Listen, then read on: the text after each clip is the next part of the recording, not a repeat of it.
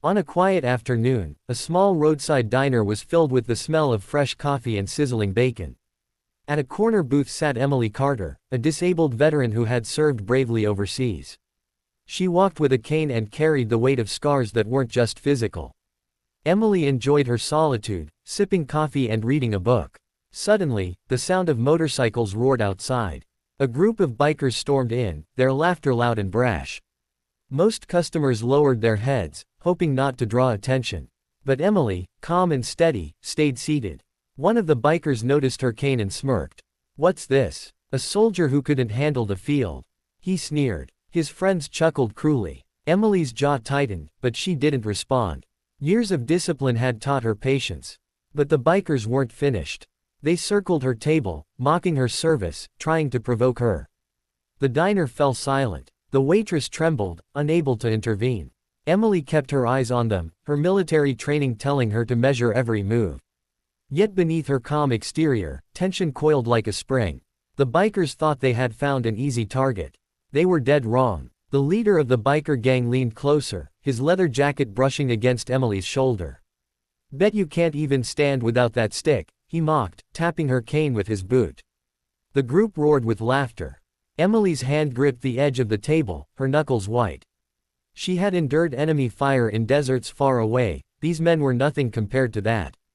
But she also knew that if she struck first, the situation could spiral dangerously for the innocent people in the diner. She remained silent, her eyes sharp as steel. The bikers mistook her restraint for fear. One of them yanked her book from the table and tore the pages.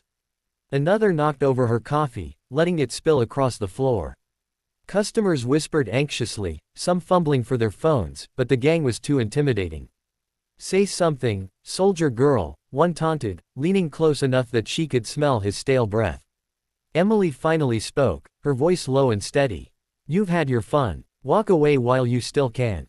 The bikers laughed louder. "Or what?" the leader jeered. But as they sneered, none of them noticed the quiet alert Emily had already sent from her phone under the table. Reinforcements were coming. Emily's military instincts told her to stall. 20 minutes, that's all she needed. Her message had reached the Navy SEALs chapter nearby, a group of her brothers in arms who never abandoned one of their own. The bikers didn't realize the storm they had stirred. They continued their harassment, pushing her cane aside and blocking her way out.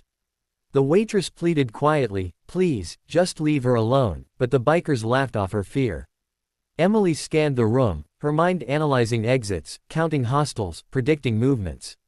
The discipline that had carried her through battles overseas steadied her now. "You're awfully quiet," one of the bikers said, his grin wide and cruel. "Afraid we'll break you more than the war did." Emily's lips curved into a faint smile. "I've survived worse men than you," she said calmly. Her words only fueled their anger. One of them slammed a fist against her table, rattling the silverware. The tension was suffocating, yet Emily never flinched. She knew what the bikers didn't. Cavalry was already on its way.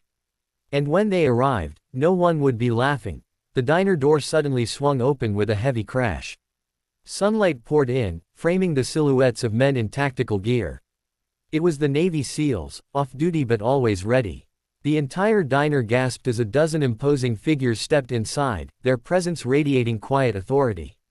"Emily," one of them called, his voice steady and warm, "we got your signal." The bikers froze. Their laughter vanished. The SEALs fanned out with precision, surrounding the gang without a word. The leader tried to scoff, "What's this? Some army reunion?" But his voice cracked under the pressure. The SEALs didn't need weapons, their sheer presence was enough. One leaned in close to the biker leader, whispering something that drained the color from his face.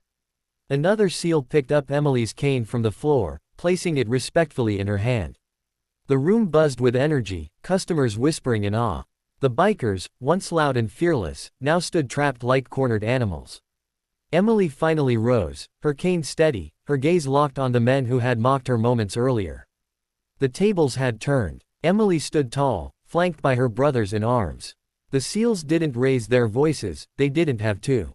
Their quiet authority spoke louder than any threat. "Apologize," one SEAL said firmly. The bikers hesitated, but under the sharp glares of trained warriors, their arrogance crumbled. The leader muttered a shaky apology, his earlier bravado gone. Emily's eyes narrowed. Louder, she demanded. The bikers stumbled over their words, each one forced to face the veteran they had mocked. Customers applauded softly, relief flooding the room. The SEALs escorted the gang outside, where police were already waiting, summoned by the same alert Emily had sent. As the motorcycles were impounded and the bikers led away in handcuffs, Emily sat back down, her dignity intact. One SEAL leaned over and said, "We'll always have your back." Emily smiled, her heart warmed by the loyalty that never wavered.